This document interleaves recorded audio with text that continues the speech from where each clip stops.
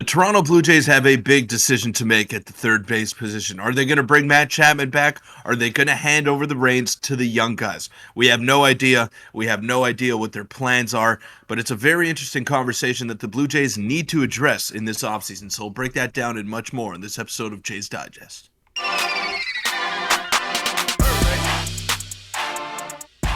What's up, Jays fans? I'm your host, Peter Vryonis, alongside host Nick Gosse. Now, Matt Chapman is one guy that the Blue Jays fan base is not quite sure what to think about, because sometimes he makes these jaw-dropping plays at third base. Most of the time, actually, he's a fantastic defender at the hot corner. And when he's hot at the plate, he flashes power, he flashes a great eye, and he flashes all those things that we've been clamoring for years as Blue Jay fans. But when he's not going right, when he's striking out, when he's whiffing on middle pitches, the Blue Jay fans are quick to lose their patience with him. So, Nick, it's been a big question all offseason long. Should the Blue Jays bring him back? Is the grass always greener on the other side? The answer is no, but are the prospects that they have waiting, ready to take over for Matt Chapman, are they better than what he has to offer? Not quite sure, but it's a definitely interesting conversation to have. Yeah, and we're all waiting for Ross Atkins to finally make a move, and there's a chance that move is Matt Chapman coming back to the Blue Jays. A quick reminder to hit the subscribe button. We're on the road to 12,000. Now, Peter, like you said, various reports are circulating regarding Matt Chapman. We have a lot of players internally that a lot of Jays fans don't want Matt Chapman back, and we'll get into that. And let's just start with this to kind of set the basis for what's kind of happening with the Blue Jays regarding Matt Chapman. This dropped yesterday. It basically said that essentially Matt Chapman and the Blue Jays might be the most logical fit regarding Scott Boras clients. It could be 7 years. It could be more. And Peter, the question is, I'm going to ask you this question first. If you have to pick between Cody Bellinger or Matt Chapman, which one would you kind of, lean towards? Because obviously the big question is, we're going to get one of these guys, we would assume. We're going to make some sort of big move. And obviously we'll bring up the prospects in a minute. But regarding these two, if you have to make a choice, there's a compelling case to be made for Matt Chapman, as bad as he may have seemed at times last year for the Jays. Yeah, well, the one advantage that you do have in bringing back Matt Chapman is that you had him for a couple of years, so he's very familiar with what you're doing, and it seemed to me like he enjoyed his time as a Blue Jays, so I wouldn't be shocked if there was mutual interest to reunite there. But I think the bigger need is far and away Cody Bellinger. I mean, you need an outfielder. You need a guy who's going to hit in the middle of that order. Matt Chapman had to hit in the middle of the order last year out of necessity. Like he shouldn't have been hitting fourth or fifth or sixth. Like he had to be there because the Blue Jays lineup was just underperforming at a criminal level. So I look at Cody Bellinger, and I think this is a guy that could solve a lot of the Blue Jays' problems. Is he going to regress below an 880 OPS? Maybe. I mean, you got to live with that. But I think his ceiling is a lot higher than Matt Chapman's is, and he's also 2 years younger, maybe even 3 years younger. I'm not quite sure, but he's younger. He's had better seasons offensively in the past, and just as recent as last year, I mean, look at what Cody Bellinger did. He slugged a lot of home runs. He played great defense in the outfield. He stole bases, hit over 300. That's not something Matt Chapman is physically capable of doing. At least I don't think so. So I look at Cody Bellinger. I think he's able to fill a hole that the Blue Jays need filled.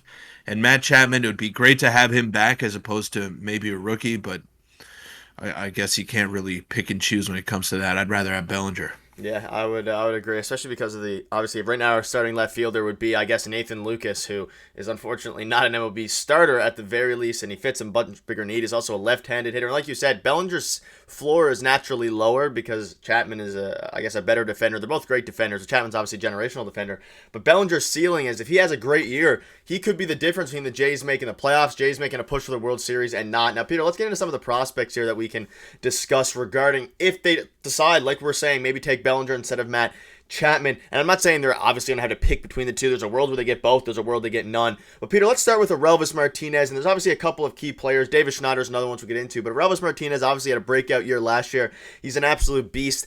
There is a chance, however, his ETA is 2024, but there's a chance that they give him at least the start of the season to continue to refine his craft in AAA. But the Jays have a lot more options available at third base, and they do outfield, especially in the pipeline, and MLB ready with Biggio and Schneider as well. But the question is the grass greener on the other side? It would be a lot to ask for Relvis to put up a 4-WAR season like you're basically guaranteed from Matt Chapman.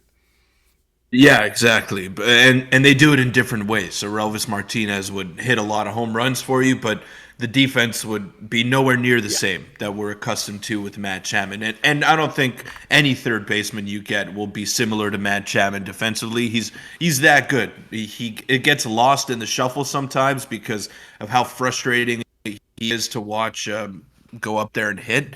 But man, I mean, when it comes, where would the Blue Jays be without his defense? Like we got to think of that as well. He helps Bo Bichette out on the left side tremendously with that glove of his, and he makes a lot of plays that should not be made by regular third basemen. So we got to give him credit where credit is due.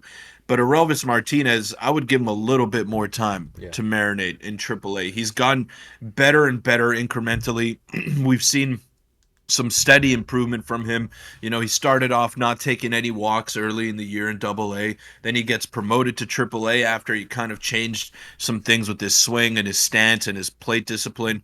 And he puts up a great season over there. 850-ish OPS, OBP nearing 350, 340, sorry. So he showed a lot of things that you wanted to see out of him. The slugging percentage is always going to be there, and we know how big his power is. Like it's massive. He's got massive power. But I'd give him a little bit more time because he's only 22 years old. He only had a cup of coffee in AAA. I want to see him do it a little bit more against more seasoned veterans, and then you bring him up. I think he's a legit candidate to be called up mid-season next year, or even a few weeks into the season if they see some big-time progression with him in AAA.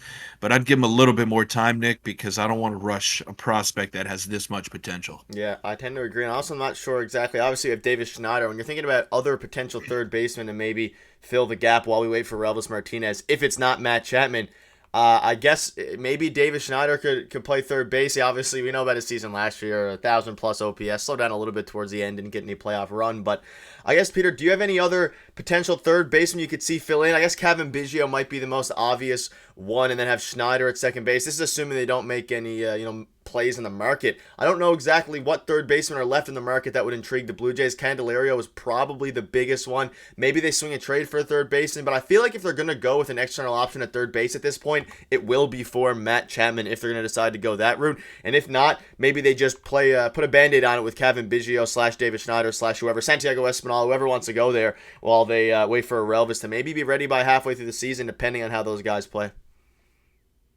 Yeah, I don't think that's the solution, Nick, to put one of those guys in a full-time role at Yeah. third base. I loved what Biggio did last year. I thought he was great. But do you want him as your everyday third baseman? He doesn't have the power, first off, and as an everyday guy, he showed that he's just not able to do that. He's good in a part-time role. He was great down the stretch when he was playing every day, but still, he wasn't blowing you away with his numbers. He was above average, and he was getting a lot of credit for it because we've never seen him be above average for that amount of time. But I just don't think he can sustain that level of play over 162 games. I worry about his power. I worry about his arm strength at third base. And David Schneider, same thing. I like him to make this team. I want him to get his at bats. I think he's got big time power and can help this team out. But in an everyday role, I just don't think he would be successful. Like, not yet. He's still very young and only had a little bit of time in the majors last year. I don't think he's ready for full time role yet. Same thing with Kevin Biggio. So if you have to bring back Matt Chapman at a pretty high rate, then you got to do it because there's no option that's better out there. And if you want to compete, and by all accounts, the Jays want to compete, you got to keep somewhat of this core together. Yeah, and that's kind of the question now as we all wait for the Ross Atkins to make a move. I have no idea what's going to happen. I mean, we obviously don't know. I would assume they get one of these guys back. That seems to be the consensus, whether it's Cody Bellinger or Matt Chapman.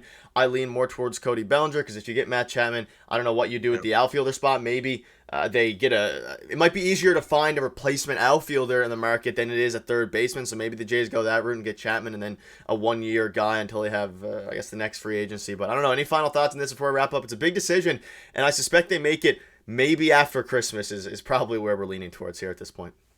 Yeah, and another thing, just one quick on Elvis Martinez. If the Jays re-sign Matt Chapman, then there's a there's no space for him. There's no space for him in a few years. So they got to think of it that way as well. Maybe he is ready. Maybe he is ready for the major leagues.